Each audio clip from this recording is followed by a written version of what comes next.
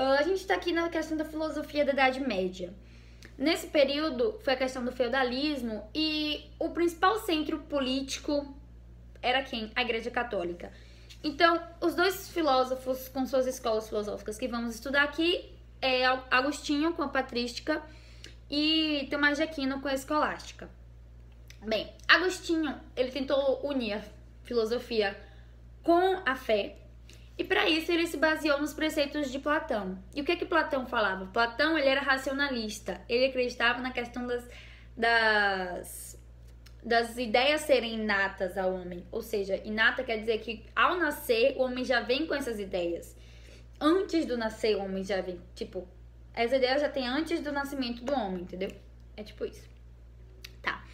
Então, Agostinho, ele ficava muito angustiado para tentar, porque ele não conseguia entender quem era Deus. Ele não conseguia provar a existência de Deus.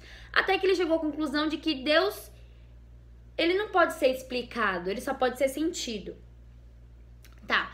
Agostinho, ele diferenciava duas cidades, que era a cidade de Deus e a cidade dos homens.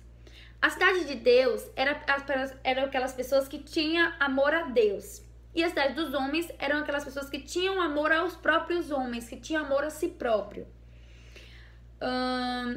Ele se aproxima de Platão quando diz que o conhecimento é inato, que é dado por Deus. Então, o conhecimento é dado por Deus por uma coisa inata. E que ao viver, por ter esse conhecimento, o homem pode sentir Deus, pode perceber Deus. Ele afirma que quem crer em Deus é um ser iluminado, divinamente. E ele fala da questão da origem do mal. Porque para ele, o mal não existe como um ser.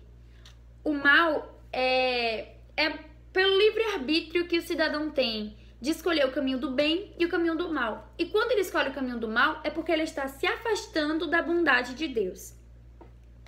Bem, para ele fala da questão da felicidade e da verdade, que ambas são escritas por Deus na nossa memória.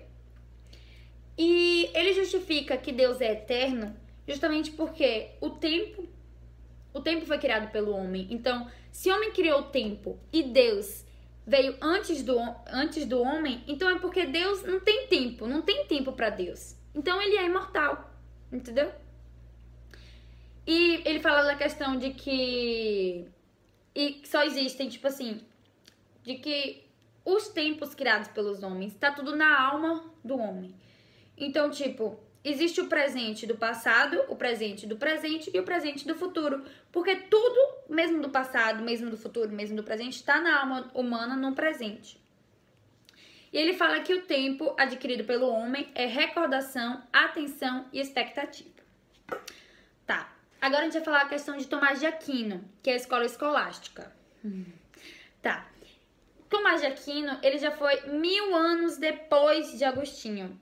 Então, na verdade, ele não foi mais no período da Idade Média. Ele já foi mais no período do Renascimento, eu acho. Então, ele já começa a unir fé com ciência, com filosofia.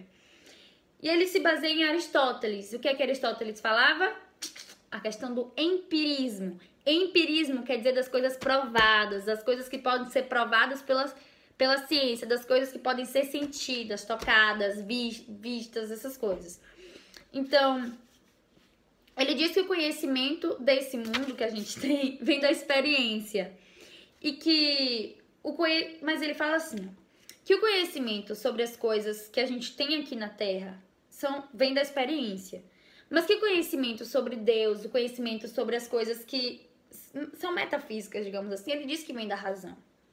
Tá. Ele diz que nossa mente é inicialmente uma tábula rasa, ou seja, que as ideias não são inatas, que a gente não nasce com as ideias. Ele diz que a gente nasce com uma tábua rasa, com a folha em branco. E que a gente vai preenchendo essa folha em branco à medida em que vamos tendo experiências na Terra, entendeu?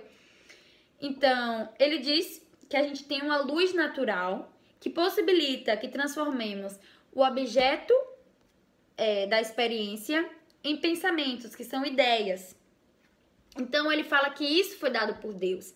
Que essa questão do intelecto, que é a razão, então, o intelecto, que é a razão, foi dado por Deus, para que possamos pegar as coisas da experiência e transformar em pensamentos, em ideias.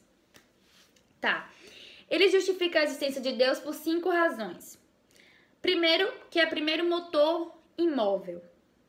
Tá, entendi. O segundo é a questão de causa e efeito. O terceiro, de ser necessário, que a existência fundamenta a existência de outro ser. A questão do ser perfeito, de que temos a ideia do ser perfeito. E a inteligência ordenadora, que vai ordenar tudo. Tá. Ele fala da questão da essência, que... Tá. Que a essência das coisas é assim. A essência de uma coisa não depende da sua existência. A coisa é o que ela é pela sua essência, independente dela existir ou não. Ele fala que a essência precede a existência, de acordo com Deus, e que Deus é pura existência.